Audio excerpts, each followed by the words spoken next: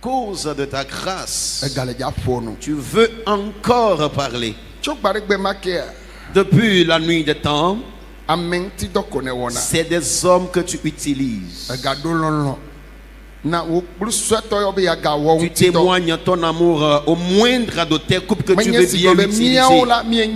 Pas synonyme de notre perfection, mais à cause de ta grâce. Nous te supplions, nous voici. Nous nous abandonnons à toi. Tel tu veux bien nous utiliser. Sauveur Jésus, utilise-nous. Nous te supplions. Ton peuple est déjà à l'écoute. À travers nous, parle. Papa, Père, lorsque ta parole sort, que la parole guérisse, que la parole délivre, que la parole libère, et après la parole, que la gloire te revienne. Amen. Amen. Alléluia. Amen. Mais gâteau mia peut top premier de la Yesu dit. Je passe à travers notre Seigneur et Sauveur Jésus et je vous adresse tous mon bonsoir.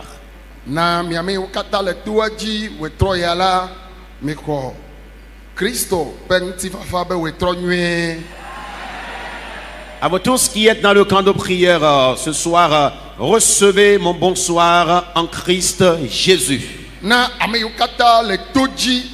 Et à l'endroit de tous ceux qui sont connectés, qui nous regardent et qui nous reçoivent partout, à travers les quatre coins du monde,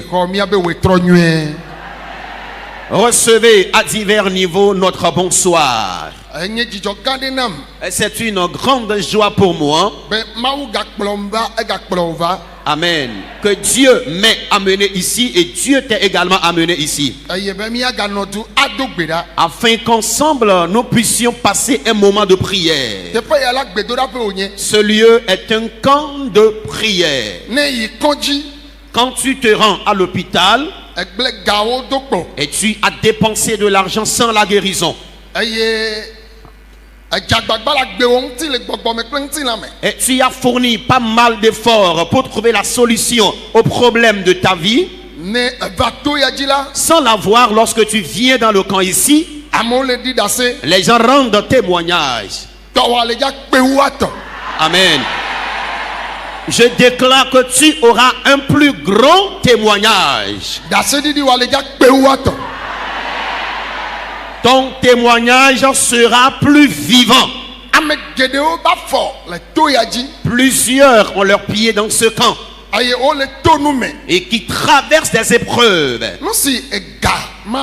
Les épreuves auxquelles l'argent ne peut répondre. Les difficultés auxquelles l'intelligence ou la sagesse ne peuvent répondre. Les problèmes que les diplômes universitaires ne peuvent jamais résoudre. Les terrains, les maisons, les véhicules ne peuvent jamais résoudre ces problèmes. Les jolis enfants que nous avons, nos partenaires de vie de bonne moralité ne peuvent jamais donner solution à nos problèmes. Aucun richissime homme ne peut donner solution à ces problèmes, ni les armes de guerre. Alléluia. L'Éternel est capable et éligible d'accomplir ces choses ici. Et ce sont les témoignages que vous venez d'écouter. Alors c'est un corps habillé qui témoignait tantôt. Et j'ai la conviction que s'il était un adversaire face à face qui voudrait jeter au sol ce corps habillé,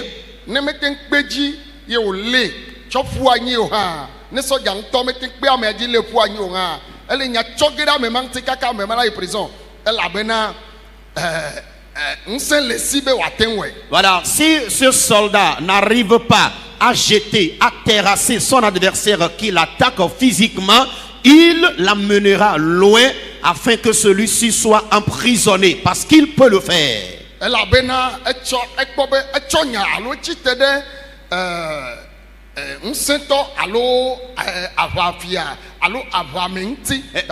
Parce que celui qui l'attaque est en train d'attaquer un corps habillé. La personne aura tous les problèmes du monde. Mais le plus grand ennemi de l'homme, c'est la maladie. La maladie. Et lorsque la maladie l'a attaqué, a attaqué ce corps habillé, lorsqu'il était encore au lit, il n'a pas pu avoir le pouvoir sur cette maladie. La maladie n'a peur de personne. Mais une seule personne lui fait peur. Lorsqu'elle entend parler de la personne, elle prend la clé des champs. Amen. Le nom de la personne est Jésus-Christ. Amen. Cette nuit, il guérira encore. Cette nuit, il va encore délivrer. Cette nuit, Jésus va encore bénir quelqu'un. Cette nuit, Jésus élèvera encore quelqu'un. Amen. Il changera et transformera l'histoire de quelqu'un cette nuit. Amen. Jésus délivrera quelqu'un de la pauvreté et le placera dans la richesse. Jésus délivrera quelqu'un de la maladie et le rassasiera de longs jours. Il donnera des bébés à quelqu'un ou quelqu'une ce soir.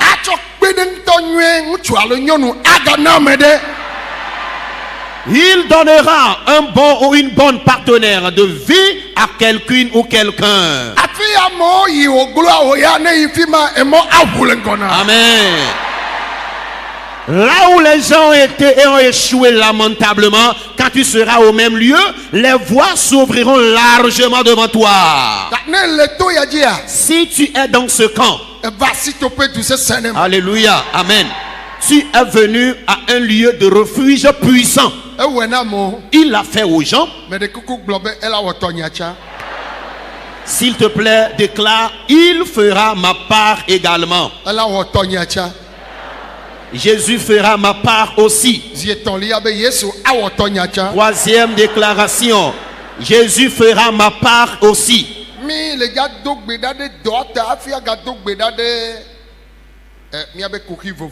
Nous allons au premier abord intercéder encore en faveur du ministère et après cela aborder nos différentes difficultés.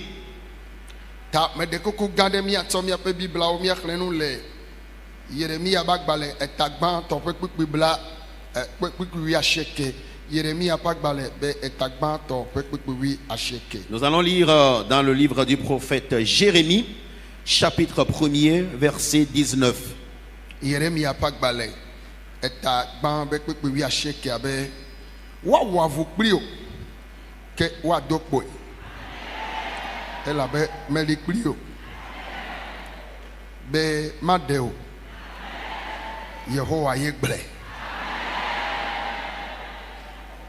Lisons dans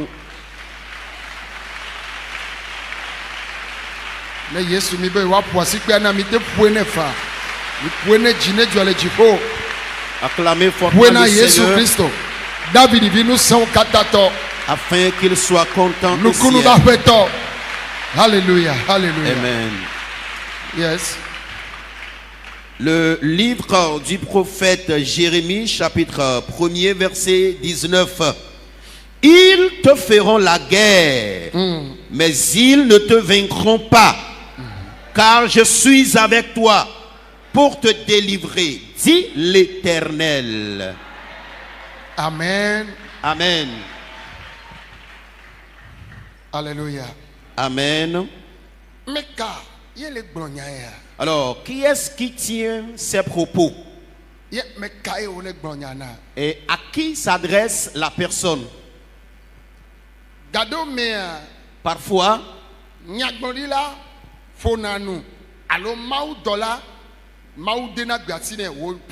Le prophète peut se mettre à déclarer certaines paroles, ou soit encore Dieu, par le biais d'un ange, lui transmettra un message. Écoutez-moi. Mais la partie que nous venons de lire ici dans le livre du prophète Jérémie, c'est Dieu lui-même qui parle dans ce passage. Alors Dieu discutait avec qui? Et Dieu était en train de discuter avec le prophète Jérémie. Jérémie est juif.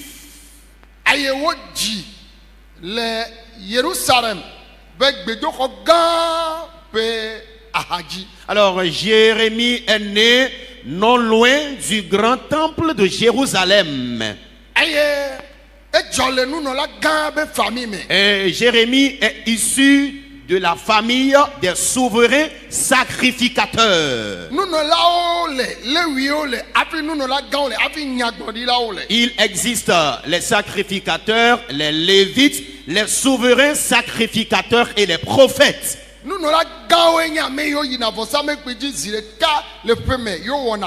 Les souverains sacrificateurs sont ceux qui montent sur l'autel une fois par an pour le sacrifice.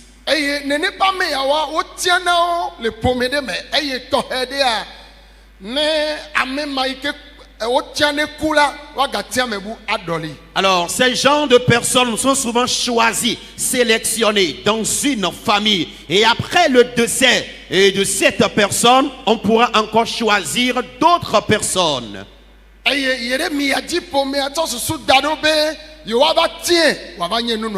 La famille avait placé son espoir sur Jérémie, espérant qu'il devienne souverain sacrificateur.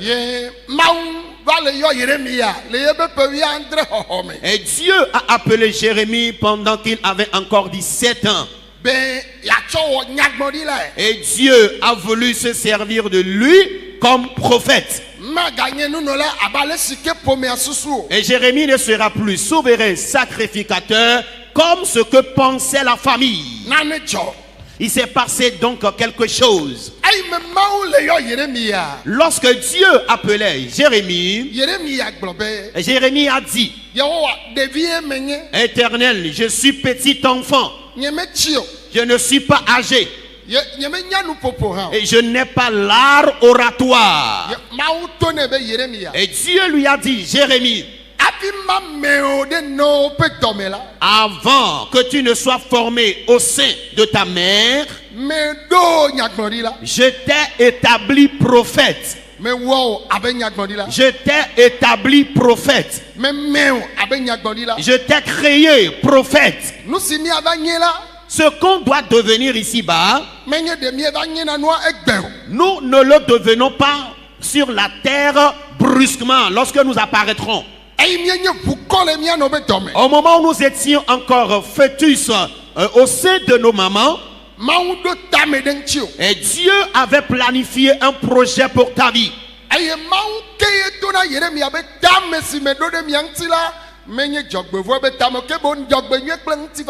Et c'est Dieu qui disait toujours à Jérémie: le projet que j'ai formé pour vous n'est pas un projet de malheur, mais un projet de bonheur. Mais il y a une difficulté là. À cette époque,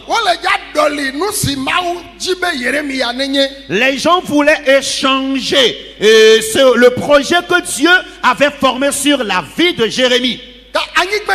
Sur cette terre. Alors, le mari que Dieu t'a donné, la femme que Dieu t'a donnée, le travail que tu dois faire, alors la ville, le pays où tu dois habiter, ce que tu dois devenir, Si toi-même tu n'es pas éveillé et vigilant, si l'ennemi te les change, tu vas toujours traîner certaines souffrances ici-bas. Tu dois demeurer dans la lignée divine. Alors si tu es dans la volonté de Dieu, dans la lignée divine, les souffrances peuvent te parvenir. Les difficultés te parviendront. Cela ne veut pas dire que celui qui est dans la volonté de Dieu ne rencontrera plus de difficultés. Je le dis dans l'intention, car Dieu avait appelé Jérémie en tant que prophète.